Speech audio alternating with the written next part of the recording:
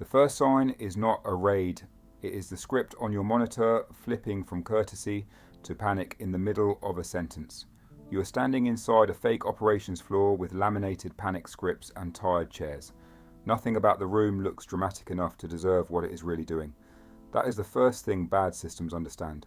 They survive longer when the surface stays ordinary. If you are the voice behind the fake jury duty call, the room never feels loud at first. It feels procedural, measured, almost polite, and that is exactly why your pulse changes when the pattern finally reveals itself. The official story says you are inside fake authority and panic scripts. The truth is that you are inside something meaner. A machine that learned how to rename damage before anyone in the room has to admit what they are helping build. People imagine scam callers as loud, sloppy liars shouting through a cracked headset. The title sounds cinematic from a distance. That distance protects the audience. It lets them imagine the role is powered by brilliance, danger, or some rare criminal charisma. But the uglier truth is an administrative room, teaching ordinary voices how to guide panic in sequence. The room is built from softer language than anyone outside would expect. Verification, escalation, fraud holds, and secure transfer. Words that make harm sound like workflow. Words that let ordinary people inside the system keep showing up for the next shift without hearing themselves too clearly. That is what makes the role uglier than the title suggests. It is not powered by drama. It is powered by administration.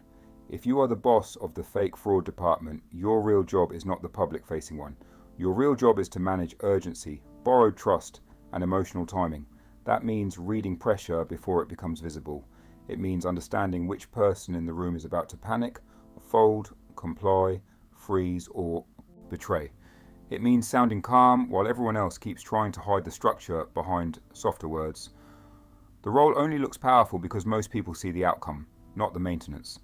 They see the wire transfer, the screen share session, the drained account, and the call that ends with somebody apologizing to the thief. They do not see the repetition underneath, the scripts, the quiet metrics, the little corrections in tone and timing that turn one bad idea into a functioning system. That is where the real skill sits. Every rotten system survives by protecting the same lie, that everything happening here is still manageable, that it is still professional, that the next step is only process, that nobody in the room is directly responsible for the final shape of the damage. In your world, the lie is reinforced every day. One person spoofs the number. One person keeps the target calm. One person pushes the transfer. One person handles recovery if the victim starts doubting the script. Distance is not a side effect, it is part of the design. It keeps the human cost out of frame long enough for the system to call itself necessary. And once the system can describe itself that way, it becomes much harder for the people inside it to leave cleanly. Outside the machine, people always ask the same question: why not walk out? The honest answer is never flattering. The money feels abstract while the victim is only a voice in your headset. The office teaches you to mistake performance for distance. Each successful call makes the next moral boundary easier to cross. The role gives people just enough distance to keep postponing moral certainty. Not forever. Just one more day. Then one more week. Then long enough for the routine to start sounding normal inside your own head. That is the part the audience tends to underestimate. Systems like this do not only trap the target on the outside, they trap the worker on the inside by making ambiguity feel employable. The role always takes payment somewhere private first. Sleep gets thinner. Ordinary conversations start sounding strategic. Every room begins to feel slightly staged. The cost is not only fear, it is distortion. You start hearing ordinary customer service language as a weapon. Real bank alerts begin to sound sinister, even when they are true. You remember kitchens, parked cars, and living rooms because that is where your voice lands when it does the most damage.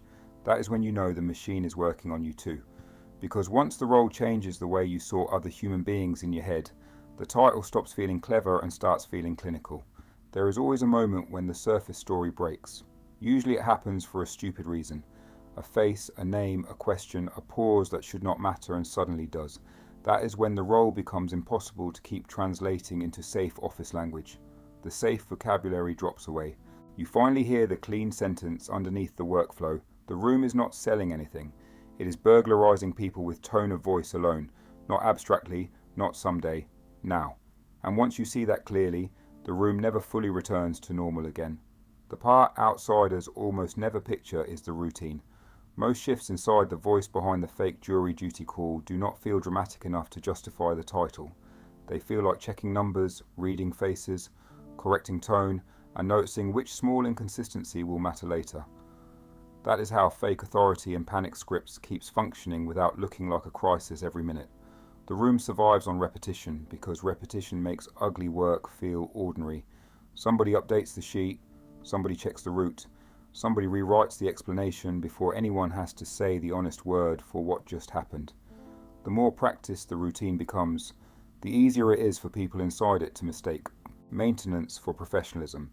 That is why the role can look calm even while everyone in it is quietly calibrating fear. The second thing outsiders miss is what failure actually means here. In worlds like this, failure is never only a mistake on paper. It immediately becomes a question about loyalty, competence, exposure, and whether somebody is already preparing a version of the story that leaves you holding the damage alone. The money, the route, the file, the target, the lie, the missing hour, or the wrong call log all become social evidence long before they become official evidence. That is why the room learns to fear inconsistency more than morality. Morality can be postponed, suspicion cannot. And once suspicion enters the room, everyone starts editing themselves at the same time. That is when the title stops sounding powerful and starts sounding fragile. People love asking why someone in the voice behind the fake jury duty call does not simply walk away. The answer is that leaving is rarely one clean decision. It is contacts, favors, debts, habits, and the humiliating discovery that your normal life has been organized around a machine you can no longer trust.